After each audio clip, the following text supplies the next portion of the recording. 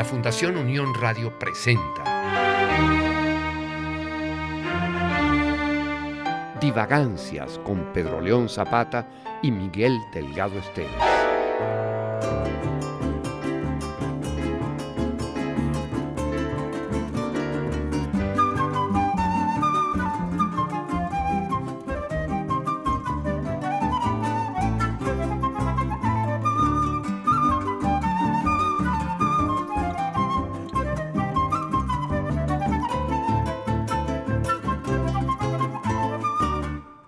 Divagancias con Pedro León Zapata. ¿Cómo está usted, maestrísimo?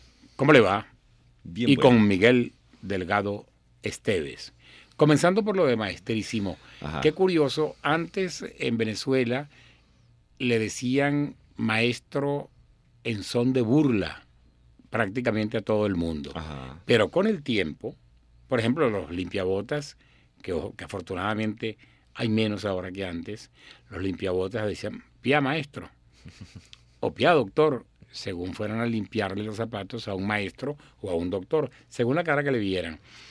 Y lo de maestro se utilizaba además en esa forma, de una manera como burlona, una manera de decirle señor incluso a alguien. Mire, maestro. Tú tal sabes cosa. que a mí me ocurrió algo cuando yo conocí al maestro Vicente Emilio Sojo. Entonces estaban los profesores, a quienes eventualmente le decían maestros, pero eran profesores. Antonio Esteves, No maestro, Lauro, exactamente por eso. Inocente Carreño, Sauce, Vencio Castellano, para de contar, y el maestro Sojo era el maestro. Resulta que uno tenía la referencia que el maestro es el maestro de escuela y el profesor Claro. es aquel que llegó inclusive a instancias de la información, no del conocimiento necesariamente, pero sí de la O información. universitario. Universitarios, Claro. profesores. Entonces yo le preguntaba a la nena Esteves, que es mi progenitora, le decía, mamá, ¿y qué es más, maestro o profesor? Y se quedaba con un silencio y me veía con una rabia, creo yo. No, ella nunca me vio con rabia, mi mamá. Con la pero rabia me de quien veía- no sabe. decía- Claro, porque no hay gente Decía, más rabiosa por- que la que no sabe. que la que no sabe. Entonces mi mamá me Sí. veía y yo le decía, porque es que el maestro Sojo, pero es que el maestro Sojo es el maestro. Y me dejaba en la misma. Pero al decir el Hasta- maestro, decía maestro en un tono distinto a como se decía maestro. ¿Cómo le va, maestro? Mire, Ah. maestro, pase por aquí, Sí, maestro. pero Sí, ¿qué hubo, siéntese. profe? ¿Cómo está, profe? Que es muy No, no. distinto a el El maestro. maestro. Hay como una sucesión de mayúsculas. Sí, No es hay- nada más la M, sino que todas las letras son Hay, mayúsculas. un señorío implícito en eso del maestro. Pero con el Ajá. tiempo, el venezolano ha ido adoptando ese cognomento de maestro para utilizarlo convenientemente en los momentos en los cuales cabe. Por ejemplo, ¿cómo le dice uno a un pintor? Si un pintor, después de todo, no es consecuencia de un estudio universitario, no es consecuencia de un diploma, no es consecuencia de un título de ninguna especie. Pero si ahí hiciste diplomas en la Escuela de Artes Plásticas. Pero eso no si te- significa que sea pintor, porque, esa es claro, la el otra. problema es Esa igual es que la no otra. significa que sea músico, Ajá. sino que sencillamente estudió.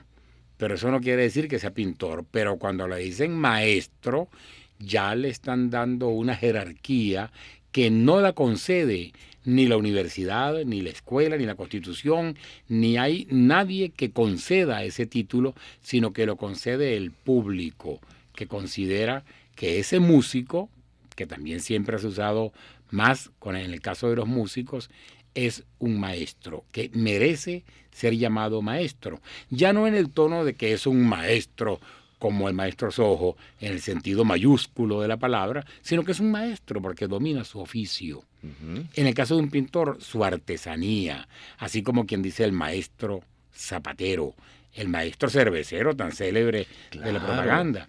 Y entonces es maestro que domina su artesanía. De hecho, en las fábricas de cerveza aquí en Venezuela existe el cargo de maestro cervecero 1, maestro cervecero 2 y no sé si existe supermaestro de cervecero, pero sí se utiliza esa expresión del maestro. Pero yo creo que se refiere, como tú decías, a el hecho de ser grande en el oficio que desarrollas, que te destaques por sobre una... No. Ese es el sentido mayúsculo. Ese es el mayúsculo, El ese mayúsculo. estoy hablando. Pero el de maestro normal, No, maestro. que le confieren a uno cuando va por la calle, adiós maestro.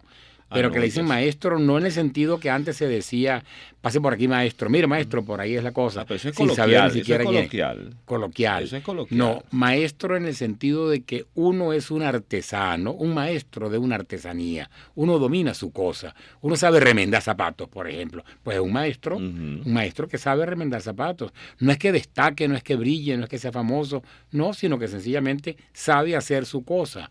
Halaga muchísimo cuando uno le dicen maestro con ese sentido tan ahora coloquial en el mejor sentido de la palabra, porque uno dice, bueno, quiere decir que la gente que me rodea y que me llama de ese modo está consciente de que yo como que sé hacer lo mío, independientemente de que uno brille, de que uno sea famoso, de que uno sea excelso, exquisito, notable. No, sé hacer lo mío. Es que eso tiene un mérito grandísimo, saber hacerlo de uno. Si no, pregúntele a cualquier persona en Venezuela que haya recurrido a los servicios de un plomero. Conseguir un plomero que sepa hacer lo suyo, sí. Eso es dificilísimo. ¿Y dónde me dejan los carpinteros? Pero hay maestros plomeros y hay maestros carpinteros, sí, que son aquellos que simple y llanamente saben hacer lo suyo. Sí, pero los carpinteros siempre llegan tarde. Yo no sé si te ha pasado. Los que hemos buscado un trabajo de carpintería, ellos siempre llegan al final. Y yo no entiendo absolutamente nada de por qué razón eso pasa, pero no vamos a entrar en esa consideración. Yo lo que te quiero decir a ti, cuando yo te digo maestrísimo maestro, es porque tú eres un maestro en tu oficio, en el arte en el cual tú te has destacado, en un arte que tú, como bien dices, no tienes un diploma. Yo me gradué de pintor y soy pintor por eso, sino que tú estás solo con tu paleta, con tus pinceles, con tus acrílicos o tus óleos o con lo que vayas a pintar, y tú desarrollas tu arte, tu oficio, tu maestro, en lo cual tú eres maestro, allí en tu soledad de tu taller o donde tú te quieras dedicar a hacer lo que vas a hacer. Y en el caso de los toreros, también los toreros son maestros. El torero es novillero, es decir, becerrista primero cuando es muy joven, después novillero, que viene a ser algo así como quien estudia primaria, como quien estudia secundaria, bachillerato y una profesión, y de repente viene y recibe lo que en el lenguaje taurino se llama una corná. No, la alternativa. Cuando recibe la alternativa, eso lo llaman también el doctorado. Claro. Es decir, que el matador de toros se doctora en esa cosa que mucha gente tal vez con razón menosprecia, que es esa de andar matando toros para que el público se divierta. Pero como matador de toros se recibe un doctorado que se llama alternativa y pasa a ser maestro. Ahora, entre los toreros hay maestros que son más maestros que otros. Por ejemplo, Manolete era un maestro en el arte de torear, porque lo hacía Fermín Espinosa Armillita, torero mexicano que fue muy famoso y que actuó en una película doblando nada menos que a Tyrone Power, que era el torero. Ay, la película ese Tyrone Power, yo Tyrone me acuerdo Power, de esa Tyrone película. Power era el torero. Era el torero. Pero el que toreaba era Armillita, Fermín Espinosa. Qué mal. Sí. Yo sí me acuerdo del toro que mató a Manolete, chicos. Se me grabó ese nombre. Islero, de la Casa Miura. Claro. Ahora, fíjate tú, hablando de esas maestrías y asociándolo con lo que venimos hablando en este momento de una manera tan organizada y tan didáctica. Totalmente. Yo te veo a ti que tú llegas siempre al programa con una guitarra. Hoy llegaste con un 4. Eso me parece una alteración total de la costumbre y me llama muchísimo la atención. Y aunque tú no tocas guitarra en el programa, cosa que me parece muy mal hecha, porque si tú tocaras guitarra el programa sería magnífico, sino que aunque tú no tocas guitarra, yo te preguntaría, permíteme que hable un ratico, ¿por qué trajiste un 4 hoy en lugar de la guitarra? Pero en lugar de preguntarte eso, lo que te voy a decir es, ¿cómo te sientes tú como maestro músico que eres a la hora de interpretar tu oficio solo o acompañado? ¿Cómo te sientes tú mejor? Yo te voy a retrucar con una pregunta. ¿Por qué tú nunca has venido al programa con una paleta y un pincel? Porque el trabajo del pintor es un trabajo, y por eso te lo estoy planteando. Tú quieres burlarte de mí, pero no te estás burlando. Me estás dando oportunidad de darte una explicación muy seria del asunto, porque ahí está el quid de lo que yo te estoy preguntando justamente. Que ¿por qué el pintor no viene con una paleta a todas partes? Porque el pintor trabaja en su casa, tiene la paleta en su casa, y cuando pinta lo hace solito en su casa. Por muy famoso que sea el pintor, lo hace solo en su casa, pero no lo hace como puede hacerlo un guitarrista, un pianista o un violinista, que también puede estar solo y está, como si dijéramos, practicando. El pintor no está practicando, el pintor está pintando, es decir, está ejerciendo sin público, mientras que el músico necesita público para ejercer su oficio de músico. Para mostrarlo, pero cuando está estudiando está solo.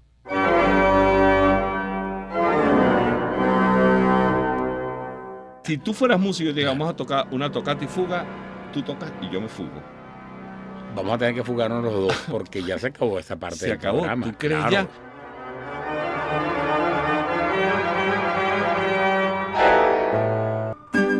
Esta divagancia de hoy, Miguel Delgado Esteves, nos está saliendo muy bien. Realmente es que la planificación que nosotros hacemos es algo que abruma. Mira, lo de la guitarra que te preguntaba hace un ratico, en el sentido de que tú andas con tu guitarra, es porque yo no ando con mi paleta, ni ando con mis pinceles, ni ando con mis colores, ni siquiera con mis lápices, ni con mis bolígrafos, ni con nada que sirva para dibujar, ni para pintar. Pero en la cabeza yo voy pintando.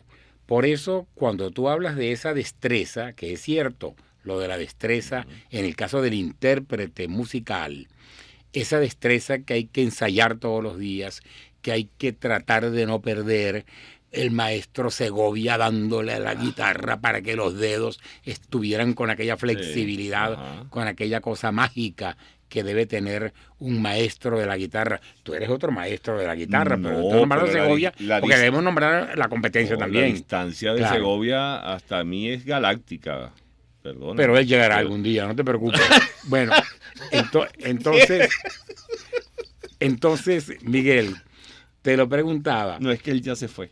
Sí, te lo preguntaba pero más allá de más nunca va a llegar algún día. ¿Te has dado cuenta que cuando la gente se muere ahorita dicen la gente, tú sabes que fulano se fue? Ahora la gente dice eso y a mí me pasó con una amiga que no quiero, muy conocida en el medio artístico, y entonces un señor que cantaba música popular y mira, ¿y desde cuándo no hacen esta cosa ustedes? No, pues desde que fulano se fue, y yo no sabía que la gente decía ahora se fue. No, y volviendo al terreno de la música, con Juan Sebastián Bach se fugó. Se fugó. Entonces, claro, me deja un poco sorprendido la cosa. Pero entonces, volviendo con la... Que el guitarrista, el intérprete, el músico, y la pregunta era, ¿cómo se siente mejor? ¿Trabajando solo o trabajando como tú en el cuarteto, por ejemplo?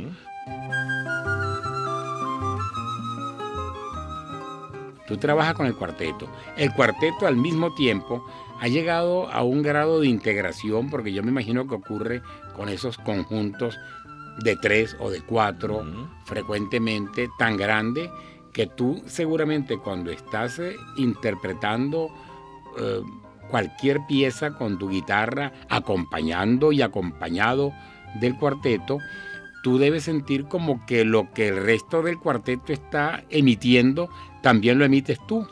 Tú te integras con el cuarteto, tú eres parte de él. Soy parte de un equipo. Una unidad. Soy parte de una unidad. Eso es como algunas filosofías orientales que han dicho por ahí: 4 cuerpos, una sola mente. O sea, tienes que andar en función de una sola meta. Allá voy para la música. Sí. Eso lo estábamos planteando nosotros, unos jóvenes que están armando unas cosas ahorita con el movimiento liderado por José Antonio Abreu de la Orquesta Nacional de Instrumentos Típicos Venezolanos, y les decíamos eso: siéntanse parte de un equipo. En el caso que hay grandes solistas que han sido muy malos integrantes de equipo. Sí. No quiero nombrarlos porque de repente puedo herir o puede entenderse una que otra mala entendida susceptibilidad.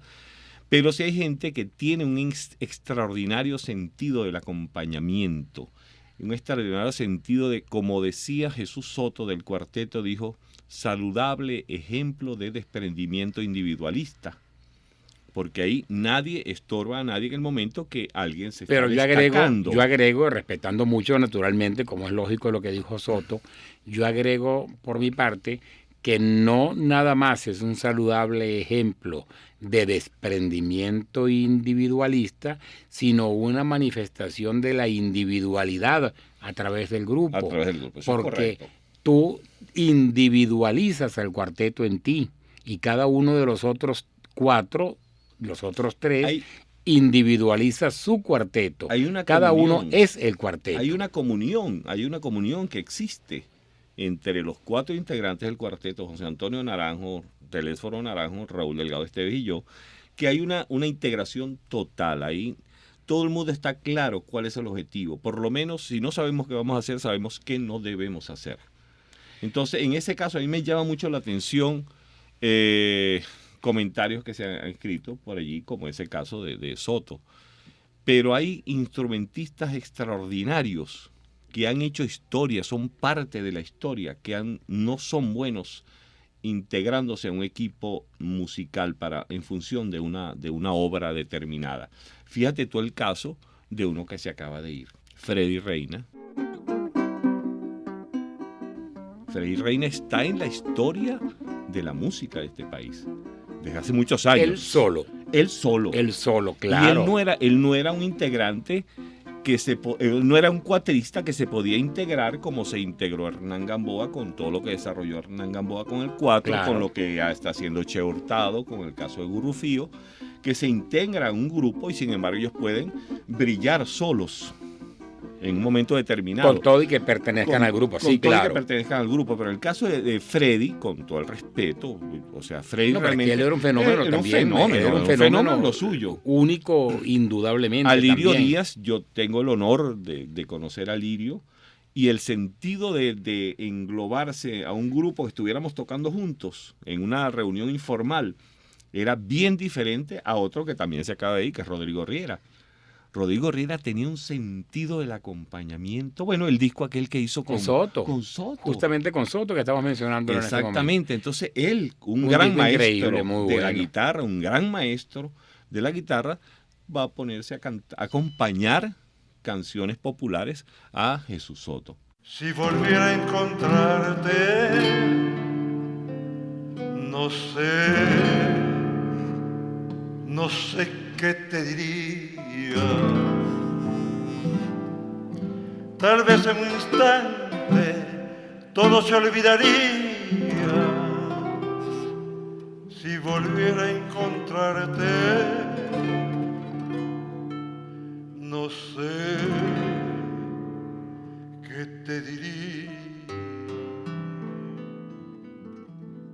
Eso me parece a mí que es una característica que tienen algunos músicos que son buenos trabajando en equipo y sin embargo pueden lucir, pero también hay otros que no son buenos trabajando en equipo, sino que ellos tienen su luz propia, y el caso de Freddy es típico. Él fue un gran estudioso y tú me hablas que llegué con 4, mira este 4 que tengo aquí, Pedro León.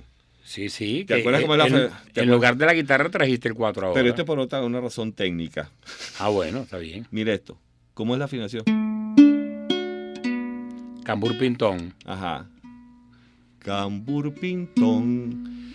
Y resulta que la afinación del 4 que utiliza Freddy no es ton, sino es cambur pintín. Es cambur pintín.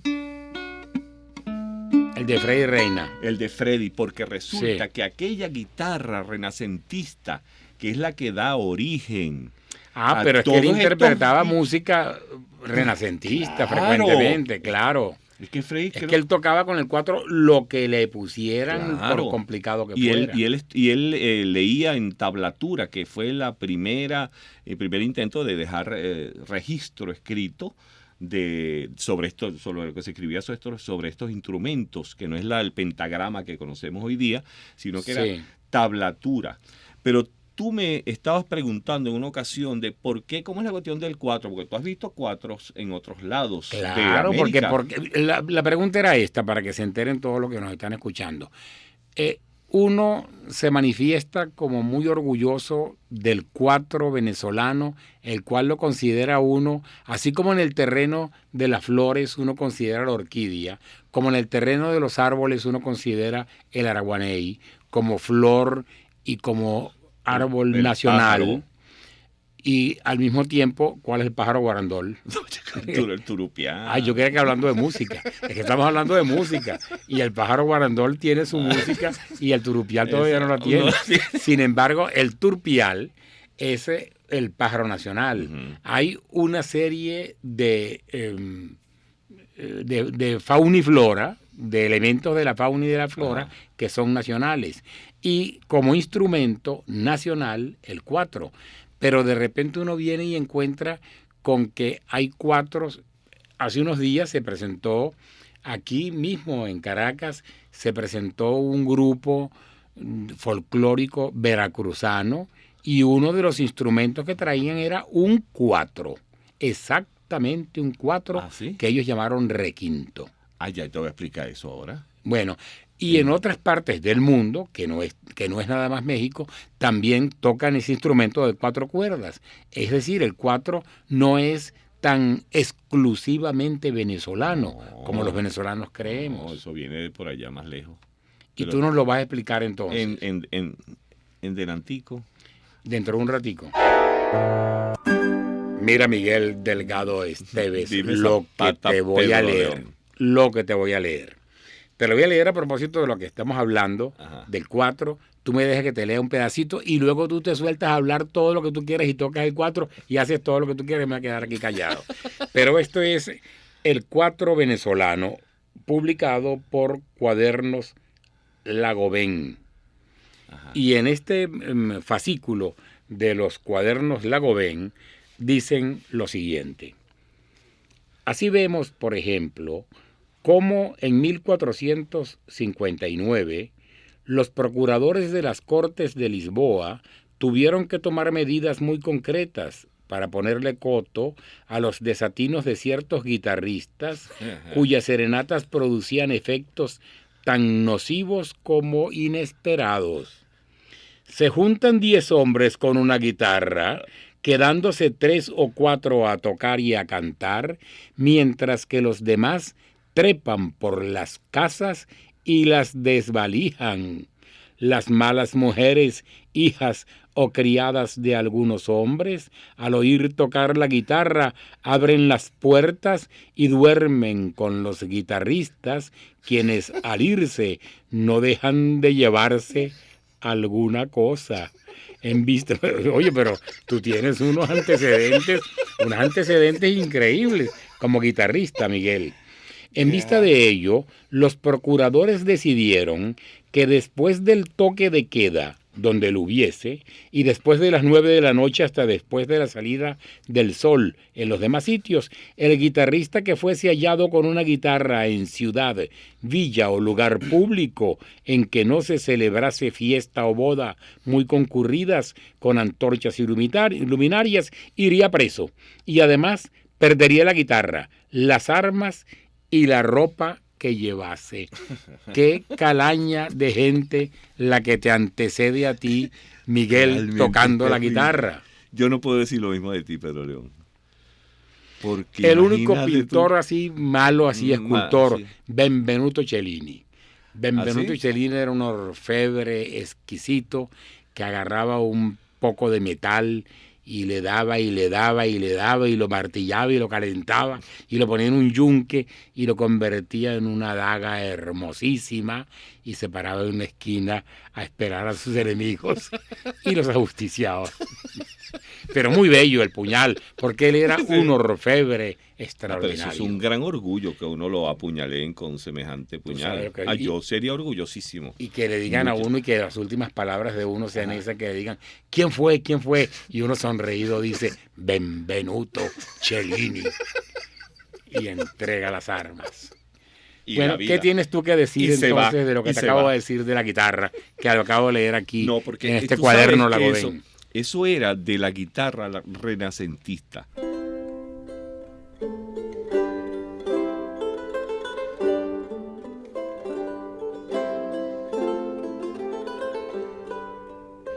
Los antecedentes, esos son hijos del laúd. La guitarra renacentista era una guitarra. Ustedes se acuerdan de la mandolina que tiene cuerdas dobles, ¿verdad? Sí, sí. Eso se llaman órdenes. O sea, cuerdas pares. Cada par. Cada par se llama un orden.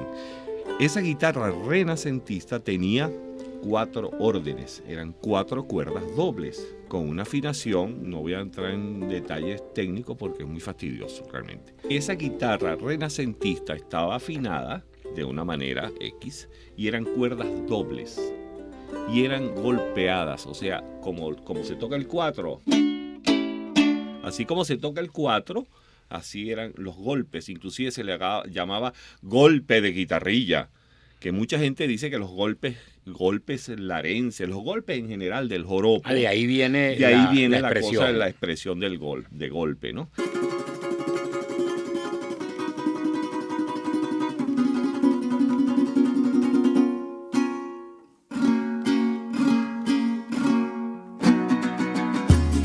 Entonces el asunto es que Freddy Reina hizo Ajá. en una exposición mía, él hizo un concierto y se llamaba el concierto Todos mis golpes para Zapata. fíjate tú, de ahí Así, viene así la lo cosa. tituló él. Sí. Fíjate tú. Y no le preguntaste por qué se llamaba todos sus golpes. No, importa. porque él no sabía como de lo que tanto que sabes tú. Pues claro, se sabía más que el querosén. Yo sé, yo sé sabía que más sabía. que el querosén, compadre. Y no nada Eso más de era eso, de un montón de de un cosas. montón de Hay cosas. que ver de marionetas. Esa es una Él me regaló unas esa era marionetas una- bellísimas.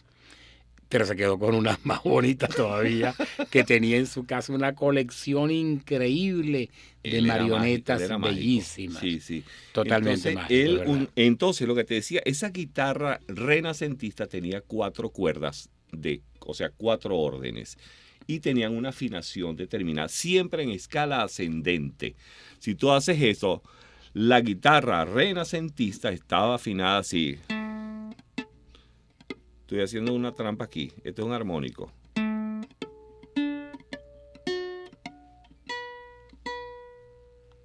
Esa era una de las afinaciones.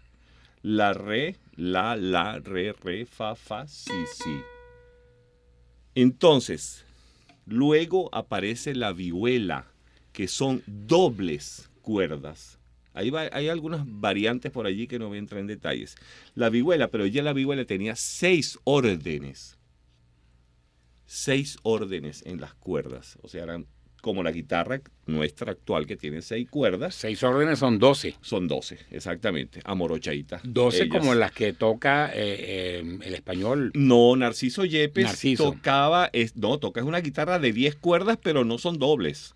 Son 10 cuerdas, totalmente 10 cuerdas individuales cada Ajá, una de ellas, pero sí. no son morochas, pues digamos. Sí, sí. No, son 10 cuerdas. Y se utiliza Claro. creo que lo hablamos en una ocasión, para música contemporánea. Se Sí, utiliza sí, sí, para, es cierto que lo exacto, mencionamos, para sí. resonancias de las otras cuerdas, por simpatía de los sonidos. Yo no recuerdo si hablamos alguna vez De de esa cosa, Narciso Yepes, con esa guitarra de 10 cuerdas. ahora con las cuerdas que tú tienes, Ajá. que son nada más 4, Ujú. ¿nos puedes indicar por qué el 4 venezolano es tan venezolano y los otros 4 no son tan venezolanos? Porque la afinación de este 4, todos los instrumentos de cuerda, hasta donde conozco, son afinados en escalas ascendentes, de acuerdo en el sentido que las toques, o ascendentes o descendentes. siempre será si tú, por ejemplo, ves un violín, un contrabajo de las cuerdas frotadas con arcos, de las cuerdas pulsadas, todos tienen una secuencia ascendente. Si vas de las notas más graves hacia las más agudas, siempre va, o si te retrucas, eso será descendente. Claro. Y resulta que el cuatro venezolano, por las que las hacían de tripa, de puercoespín o de gato, entonces había algunas cuerdas que no tenían la calidad suficiente para tensar y aguantar. De puercoespín, es verdad, de puercoespín. Puercoespín o cuerpoespín. De puercoespín. Sí, del puyú ese, que nadie se atreve a abrazar un puercoespín a menos que sea una puercoespina. Y mucho menos a tocarlo. Claro, a tocar. Pero yo no sabía eso. Sí, es que tienen tripas, son mamíferos, Pedro León. No, yo entendía que era de puerco. Pero no es pin. No, puercoespín. Yo creo que es Pinguanipa, que era un dueto. Ellos tocaban en guitarra. Pinguanipa, el dueto es Pinguanipa. Entonces, el puercoespín, las tripas utilizaban tripas de gato, y entonces habían tripas que tenían algunas debilidades en sus paredes por razón de la constitución anatómica propia, pues de esta estructura anatómica, y se reventaban la cuerda. Entonces no podían ser afinadas cambur, pin, tin, sino que bajaban a la última cuerda y le hacían cambur, pin, ton. Se iban patón para abajo y no patín para arriba. Sí. Entonces esa es la característica del cuatro venezolano, que Freddy utilizó. El cuatro que utilizaba Freddy era cambur, pin, tin, porque era la afinación de la guitarrilla renacentista, de aquella guitarra renacentista que es quien da, quien no, porque no es gente, es la que da origen a el cuatro venezolano. Y cuando llegan en 1500 y tantos, porque los reyes católicos le decían a Cristóbal Colón, llegó una orden, mire, llévese unos instrumentos y unas músicas para que la gente que vaya para allá se divierta. Hay unos textos por allí bien sabroso sobre la materia. Pero fíjate tú que esa guitarra, a pesar de ese origen que tú me has dicho indigno, que yo no te he dicho, yo leí aquí. Leíste una cosa ahí para sacarme, yo leí aquí, para humillarme vilmente, pero he de decirte que hay unos trabajos bien buenos que te lo voy a mostrar, que creo que está por aquí mismo, y cuando ustedes lo vean, aparecen unos ángeles, chicos. Son de Memling. Mira, un ángel tocando una guitarrilla. ¿Cómo vas a creer tú que un ángel esté tocando esa guitarra que se la pasaba aquí trepándose y haciendo cosas por ahí? Aquí dice 4 de 8 cuerdas. Ese es el que tú dices 8 órdenes. 4 órdenes. Exactamente, sí. 4 de 8 cuerdas. Ajá. Pintura del siglo XVIII. Esto está en el Museo Diocesano de la Catedral de Coro. Esta bella pintura. Esa bella pintura. Es una bella pintura. Entonces, ¿cómo te explicas tú que un instrumento, que ese texto que leíste, donde aparecía, ¿cómo fue la cosa? Que los tipos dando serenatas y se quedaban las mujeres con ellos, y encima de esos hacían unos saqueos, por supuesto que la vagabundería estaba de por medio. Te voy a decir una cosa, dímelo. Si tú crees que yo te lo dije en son de crítica, estás muy equivocado. Yo te lo dije ya de envidia. Yo lo sabía. Yo sabía eso. Por eso era. Pero nosotros... mira, es que los curas, fíjate tú que aparece eso, entonces los curas estimulaban esto para captar almas. Porque si no, imagínate, si la gente que estaba con ese bochinche era bastante divertido y que podía pasar... Claro, sí. Con la gente que se venía para acá en estas tierras, que no había internet, no había ni email, ni el email, el correo electrónico nuestro. No había, pero luego no había televisión, no había Unión Radio, no se había fundado en esa época. No exageres tampoco. ¿No? Era precaria la cosa, pero no tanto así. Yo no creo que haya sido tanto como te estás diciendo. Te metas en cosas que no nos conviene andar mencionando a nosotros. No, mejor es que no. Y ahora yo no sé qué va a pasar. No, pero es que este programa no es hecho por nosotros solos, sino el equipo. Y en la edición y montaje está José Montesino. Y por supuesto en la producción, postproducción y todo lo que pasa ahí, Marisela la Valero, como dices tú. La Fundación Unión Radio presentó Divagancias con Pedro León Zapata y Miguel Delgado Esteves.